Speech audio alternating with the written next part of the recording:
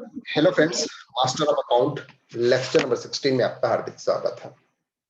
हमने अब तक बेसिक अकाउंट से लेके बैलेंस शीट फाइनलाइजेशन के पार्ट को समझा था। अब हम स्टार्ट करने जा रहे हैं कंपनी अकाउंट्स। बहुत ही इंपॉर्टेंट चैप्टर है कंपनी अकाउंट्स के बारे में। कंपनी क्या होती है, कितने टाइप्स की कंपनी होती है, इसमें शेयर क्या होता है, preference shares, equity shares, debentures, preference share issue कैसे करते हैं, डिबेंचर इशू कैसे करते हैं, इक्विटी शेयर इशू कर सकते हैं, उसके ट्रांजैक्शन किस तरह से रिकॉर्ड करते हैं, और लास्ट में उसकी जो बैलेंस शीट है, बैलेंस शीट फाइनलाइजेशन कैसे होती है, उसका जो परफॉर्मा होता है वो कैसे होता है, ये हम कंपनी अकाउंट्स के अंदर कवर करने वाला है। इसके लेक्चर्स बहुत लंबे लग चलेंगे, means 8 to 10 lectures only for company accounts के रहेंगे। अगर आपको कंपनी के बारे में पूरी अच्छी तरह से अकाउंटिंग सीखनी है, कंपनी की अच्छी अकाउंटिंग सीखनी है, आपको किसी कंपनी का अकाउंटेंट बनना है, तो ये सभी चैप्टर्स आपके लिए बहुत इंपॉर्टेंट है। Company account, introduction of company accounts. Company account का इंट्रोडक्शन क्या है, आज हम पूरा बेसिक्स कवर करेंगे, पूरा थ्योरिकल पार्ट है और ये बहुत इंपॉर्टेंट है, तभी आपको आगे वाले लेक्चर समझ में आएंगे। Every lecture is important of this chapter. Clear है? चलो अब बात कर रहे हैं इंट्रोडक्शन। इंट्रोडक्शन क्या होता है कंपनी का? The never-ending human desires to grow and grow further has given rise to expansion of business activities, which in turn has necessitated the needs to increase the scale of operation as to provided goods and service to the ever increasing needs of the growing population of consumers. Ultimately कहने का मतलब simple ये है कि humans की जो needs होती है वो कभी खत्म नहीं होती है, उनकी नीड्स हमेशा बढ़ती जाती है, इसलिए बिजनेस भी बढ़ते जाते हैं। तो जो business means which is not possible to arrange under partnership and proprietorship, अगर कोई बिजनेस किसी पार्टनरशिप या प्रोपराइटरशिप बिजनेस के अंदर अरेंज नहीं होता है, उसके लिए एक नया नाम लिखा जाता है जिसको हम बोलते हैं कंपनी। मीन्स अगर बात कर रहे हैं हम अकाउंटिंग की, तो हमने बात करी थी सबसे पहले ही, हमने कवर किया था फर्स्ट लेक्चर्स के अंदर ही कि काम करता है एक इंडिविजुअल्स होता है, एक इंडिविजुअल्स काम करता है, दूसरा अगर इंडिविजुअल से नहीं होता है तो 2 या 3 पार्टनर्स मिलकर काम करते हैं, अगर इनसे भी नहीं होता है तो फिर आगे कंपनी बना के काम किया जाता है। तो कंपनी का मतलब सिंपली बहुत सारे लोग मिलकर एक ऑर्गेनाइजेशन को चलाते हैं, उसको हम बोलते हैं कंपनी। क्लियर है? तो मीनिंग ऑफ कंपनी का मतलब होता है सिंपली, ये कंपनी वर्ड्स कहां से आया, तो ये लैटिन वर्ड है कॉम से, कहां से स्टार्ट हुआ था, कॉम, दैट मींस कंपनी। अब important silent feature of company, company के फीचर्स क्या है ये सबसे इंपॉर्टेंट होता है। The following are the silent feature of company. सबसे पहला होता है incorporated association. Incorporated association, a company comes into existence through a operation of law, means जब कंपनी अगर कोई बनती है तो ऑपरेशन ऑफ लॉ के द्वारा बनती है। therefore incorporation of company under the companies act is must। अगर आपको कंपनी क्रिएट करनी है तो आपको कंपनीज एक्ट 2013 के अंदर उसे रजिस्टर्ड कराना होगा, तभी वो आपकी कंपनी मानी जाएगी। Without such registration no company can come into existence. Means अगर आप कंपनी का रजिस्ट्रेशन नहीं कराते हैं MCA 21 की साइट पे, तो आपकी ये कंपनी कंपनी नहीं मानी जाएगी।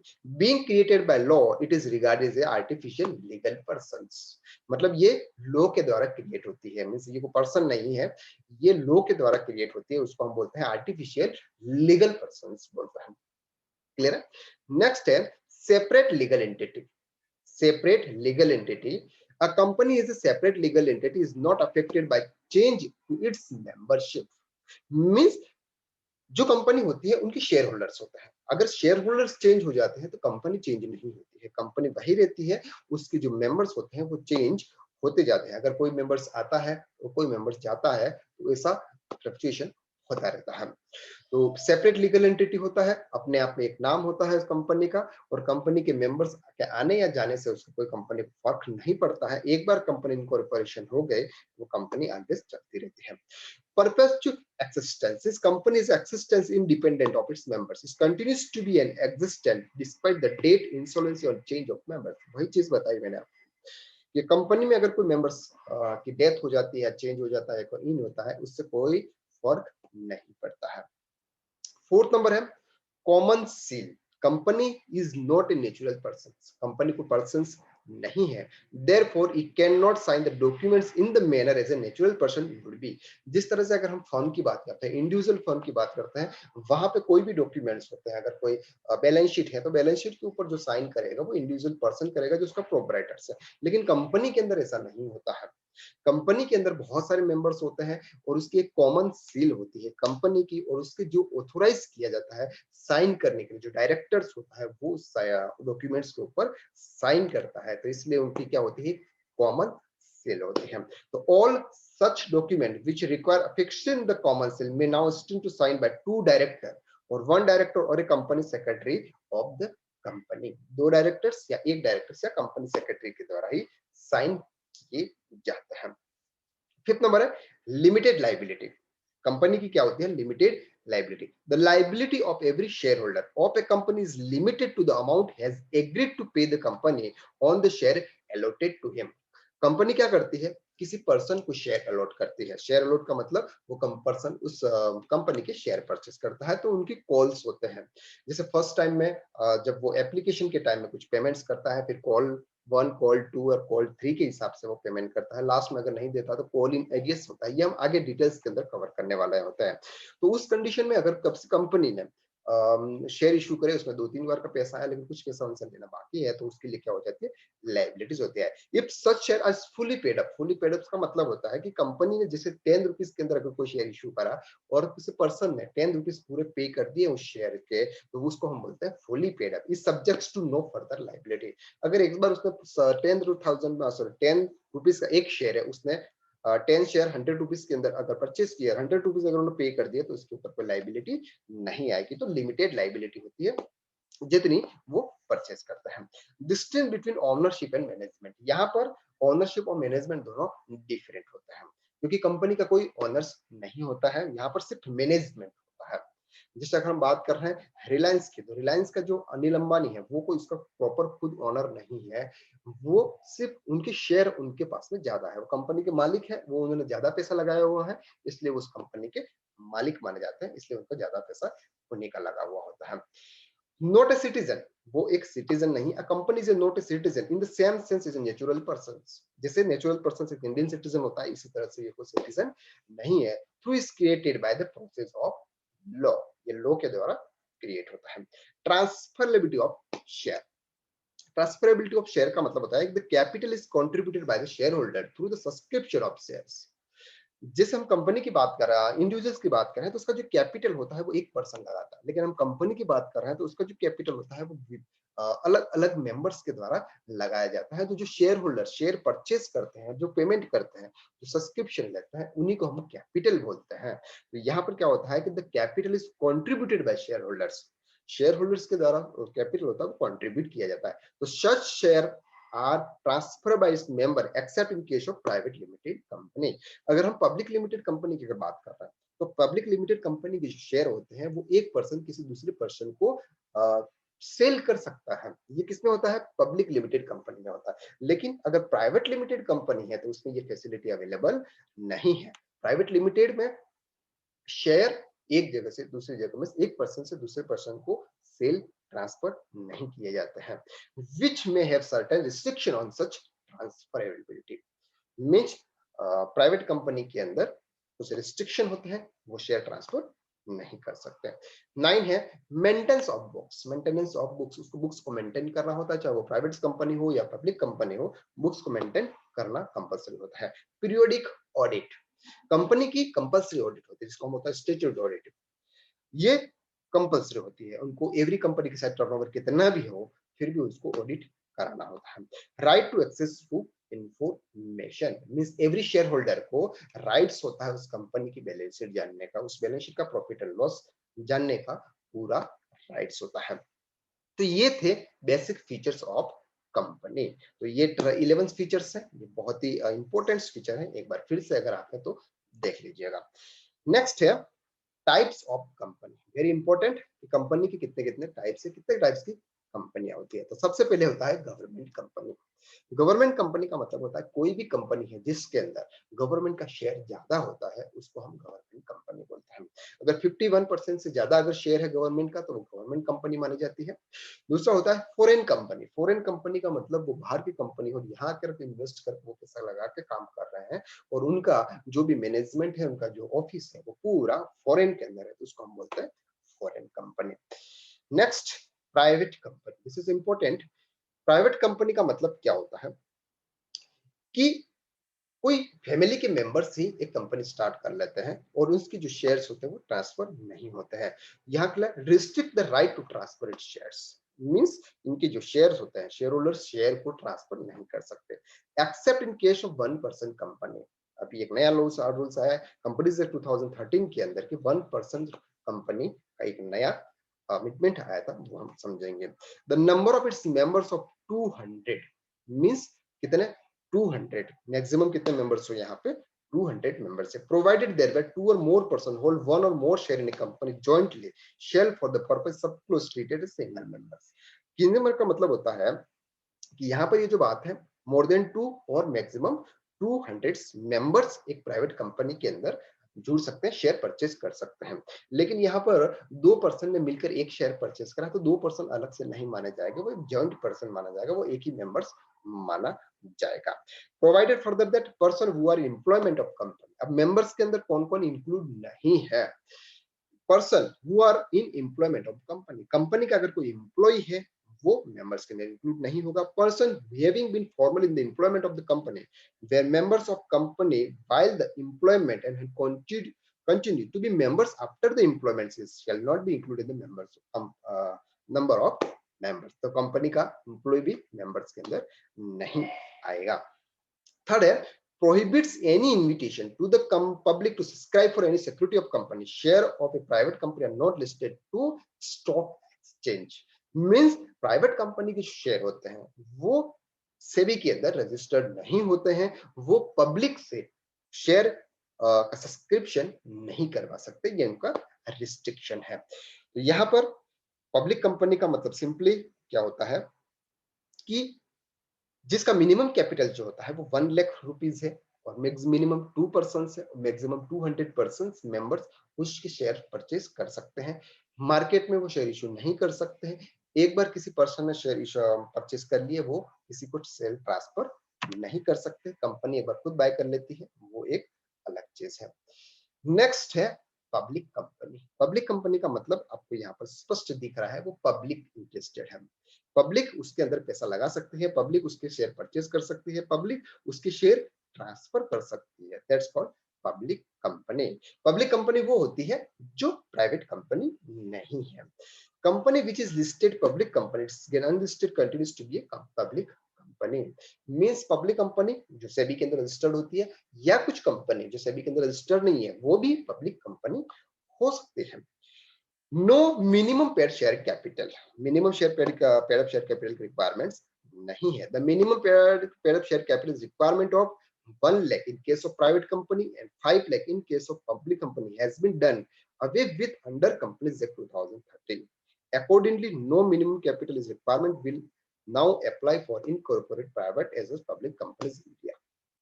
क्या है 1 लाख मिनिमम कैपिटल चाहिए होता था प्राइवेट कंपनी के अंदर और 5 लाख पब्लिक कंपनी के अंदर, लेकिन यहाँ पर अब ये बोल रहे हैं कि no minimum paid up capital की रिक्वायरमेंट नहीं है। तो ये हमने समझा कौन सा, प्राइवेट कंपनी और पब्लिक कंपनी। पब्लिक कंपनी के अंदर आप कितने भी मेंबर्स इसमें ऐड हो सकते हैं, उनके शेयर परचेज कर सकते हैं, शेयर वो ट्रांसफर कर सकते हैं। 1% कंपनी, 1% कंपनी का मतलब यहाँ जैसे हम बात कर रहे थे मिनिमम 2 मेंबर्स, तो एक पर्सन भी कंपनी बना के काम कर सकता है, वो सेबी एमसी 21 के अंदर रजिस्टर्ड होना चाहिए। एक बार अगर वो रजिस्टर्ड हो गया तो कंपनी का नाम आ जाता है, प्राइवेट 1% कंपनी का नाम आ जाता है, दैट्स कॉल्ड कंपनी। नेक्स्ट है स्मॉल कंपनी। स्मॉल कंपनी एक नया नाम रखा है। स्मॉल कंपनी का मतलब सिंपली है paid up share capital of which does not excess 50 lakh rupees. अगर किसी का paid up capital 50 lakh rupees से एक्सीड नहीं है वो क्या है, स्मॉल कंपनी है। टर्नओवर और which as per last profit और loss account does not excess 2 crore rupees, क्या टर्नओवर, किसी कंपनी का टर्नओवर 2 करोड़ रुपीस से ज्यादा नहीं है और 50 लाख रुपीस का उसका पेड अप शेयर कैपिटल, उसको हम क्या बोलते हैं, स्मॉल कंपनी बोलते हैं। नेक्स्ट है लिस्टेड कंपनी। लिस्टेड कंपनी का मतलब सिंपली ये होता है कि a company whose share are not listed on any recognized stock exchange is called unlisted company, और जिसके शेयर लिस्टेड होते हैं वो लिस्टेड कंपनी माना जाता है। सिंपली चीज है, an unlisted company can be a public company और private company. Means public company है वो भी सेबी के अंदर रजिस्टर्ड नहीं है, नहीं भी करा सकती है, जरूरी नहीं है कि एवरी कंपनी सेबी के अंदर रजिस्टर्ड है। जो सेबी के अंदर रजिस्टर्ड है वो लिस्टेड कंपनी मानी जाती है। Unlimited company, company is not having any limit to on the liability of its members, उनके लिए जो मेंबर्स है उनके लिए जो लाइबिलिटी होती है वो अनलिमिटेड होती है। नेक्स्ट है company limited by shares. Company limited share means company having the liability of its members limited by the memorandum of the accounts if any unpaid on the share respectively held by them।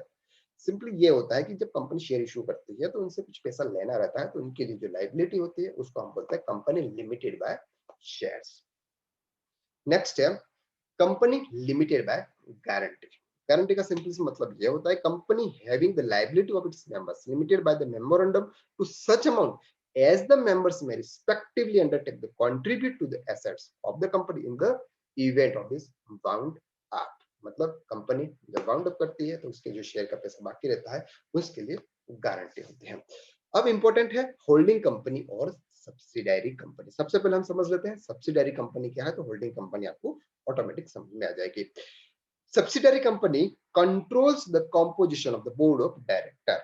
composition of the board of directors किसका होता है, subsidiary company के ऊपर जो control होता है वो main company का होता है। एक्सरसाइज और control more than 1/2 of the total share capital it's on और together which one or more सब्सिडराइज company.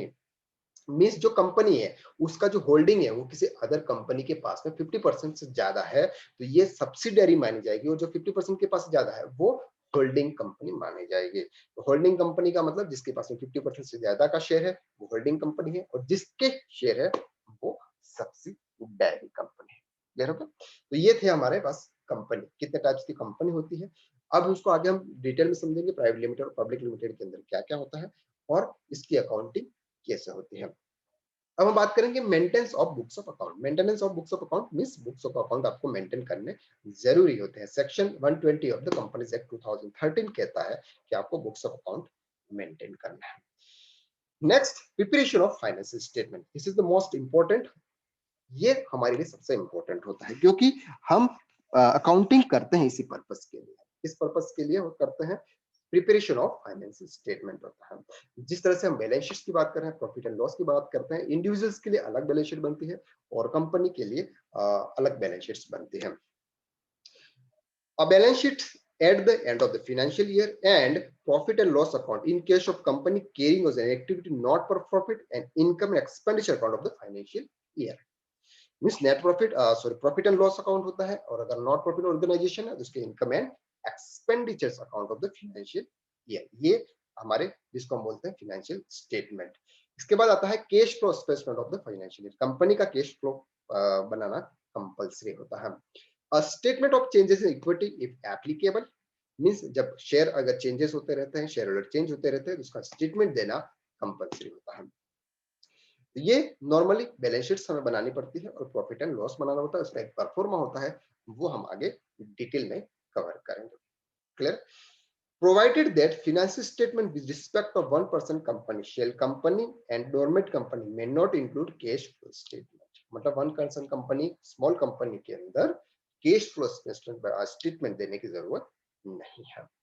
Provisions applicable, ये प्रोविजंस किसके लिए एप्लीकेबल हैं? For instance specific act is applicable insurance company, banking company, any company engineer generator off supply of electricity. Compliance with accounting standard, accounting standard हमें follow करना है। Schedule 3 of the company से 2013 के हिसाब से हमारे को बैलेंस शीट्स और पीएनएल प्रिपेयर करना है। फॉर्म ऑफ बैलेंस शीट्स, ये हमारे बैलेंस शीट्स का फॉर्म है, बैलेंस शीट्स का पैटर्न है। हम आगे डिटेल्स के अंदर समझेंगे कि कंपनी की बैलेंस शीट्स कैसे बनती है, ये सबसे लास्ट में हम बनाएंगे, क्योंकि पहले हम समझेंगे शेयर कैपिटल क्या होता है। रिजर्व शेयर कैपिटल्स ये है हमारे पास। सबसे पहले होता है share holder funds. Share holder funds का मतलब जो शेयर में इन्वेस्ट करता है। तो सबसे पहले होता है शेयर कैपिटल, ये जो ए लिखा हुआ है ये उसका नोट्स है। शेयर कैपिटल का यहाँ जो अमाउंट है, ये अमाउंट कैसे आया, ये नोट्स के अंदर शो होता है। ये आप यहाँ पे देख सकते हैं, जैसे ये ए लिखा हुआ है, ए के अंदर शेयर कैपिटल है। शेयर कैपिटल के अंदर बहुत सारी चीजें होती है। The number and amount of share authorise. Authorise share authorise कितने क्यों है ये हम बाद में देखेंगे। ऑथोराइज का मतलब क्या होता है। The number of share which are issued, subscribe and fully paid up, which are issued, subscribe but not fully paid up. ये अभी अपन को समझ में नहीं आएगा क्या होता है इसका मतलब, इसलिए हम सिर्फ और सिर्फ इस पैटर्न को देखते हैं, बाकी बाद में हम डिटेल में समझेंगे। तो शेयर होल्डर फंड्स के अंदर सबसे पहले होता है share capital, reserve and surplus, money receive against the share warrant. इसके बाद आता है share allotment money, pending allotment means payment अगर कुछ बाकी है तो, non current liabilities, long term borrowing, deferred tax liability, long term other long term liabilities and long term provisions. Current liabilities के अंदर short term provisions, trade payables, other current liabilities and short term provisions. अब आता है next assets का part आता है non current assets, जिसको हम बोलते हैं लॉन्ग टर्म एसेट्स। तो हमारे पास में सबसे टेंजिबल एसेट्स होते हैं, इनटेंजिबल एसेट्स और capital work in progress, intangible developments. Non current investment, deferred tax assets, long term assets, loans and advances, other long term assets.